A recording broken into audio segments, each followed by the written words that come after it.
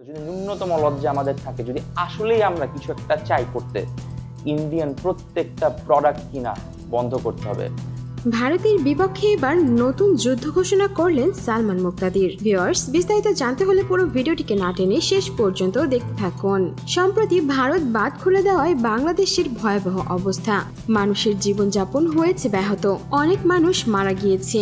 জানিয়েই এবার সালমান মুক্তাদির তার verified Facebook পেজে একটি ভিডিও পোস্ট করেছেন, যেখানে তিনি সরাসরি ভারতের বিপক্ষে যুদ্ধই যেন ঘোষণা করলেন। একটা মাস টিভি চ্যানেল থেকে শুরু করে, প্রোডাক্টস থেকে শুরু করে, বিজনেসেস থেকে শুরু করে ইন্ডিয়াকে ভুলে যেতে হবে।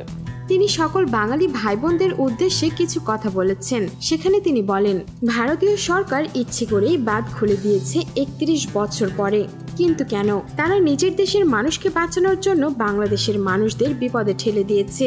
রাতের আধারেই এই গেটটি খুলে দেওয়া হয়, যার জন্যই সালমান মুক্তাদির বলেন ইন্ডিয়ান সব প্রোডাক্ট বয়কট করতে হবে, যেখানেই যান, শপিং মল থেকে শুরু করে সব জায়গাতে।